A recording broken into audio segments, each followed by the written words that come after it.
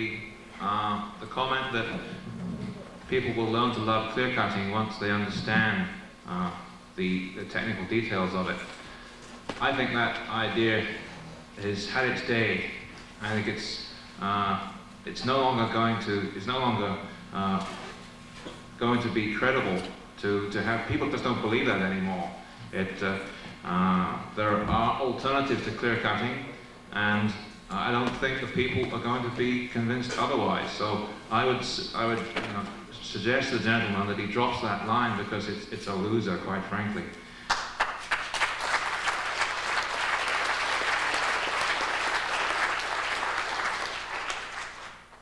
Some of the comments that he made, like clear cutting, there's no residual trees to be wasted. Yeah. All the understory trees, like in this stand, the cedar that could produce future trees, they're totally wasted. They're nuked. They're gone. If that stand is selectively logged, those understory cedars can live to grow on and become very valuable poles in the future. If you clear cut, that option is taken away. So the comments are full of the standard myths of the status quo forestry. No scientific evidence that streamside damage will occur from clear cutting. That's simply not true.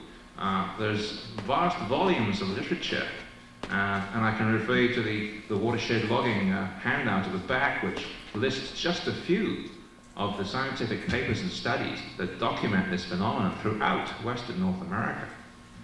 I could go on and on, but I think I said enough.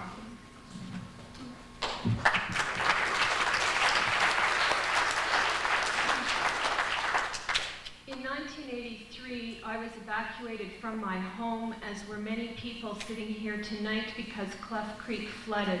And I have here a document from the Water Management Branch Ministry of the Environment, which linked logging that had taken place upstream 10 years previously to that flood.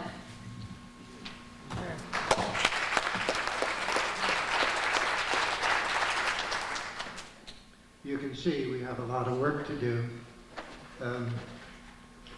It seems to me that with the admission by all of the so-called scientists in the forestry industry agreeing that they have not done any research belies their adamant statements in many respects. However, I do agree that we need a lot more dialogue. And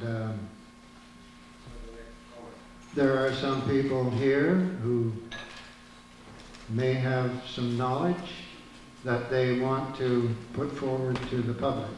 Is there someone else that has some comment?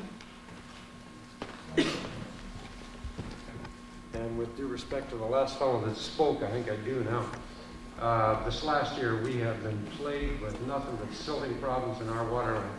It's 1,500 feet up from behind our house, and we've repeatedly been digging up that stinking line to get the silt out.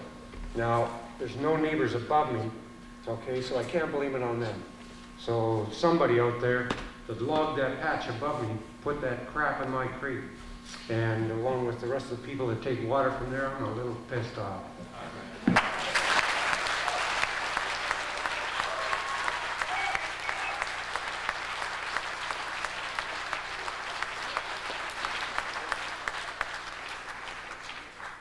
The problems indeed are complex. Is there someone else who?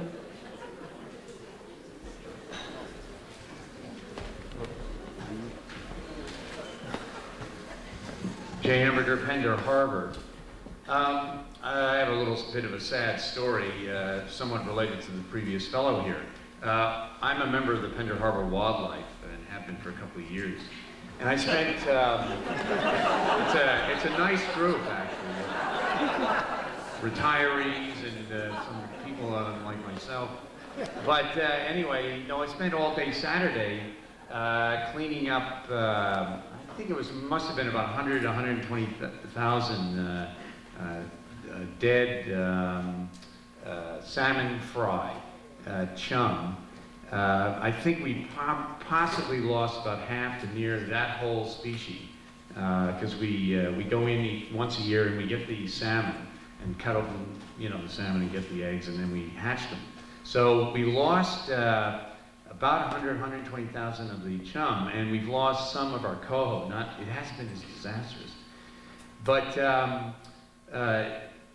there were about, I would say, 6 to 8 to 10 buckets of these, you know, tiny fry that are still living off their stomachs, you know,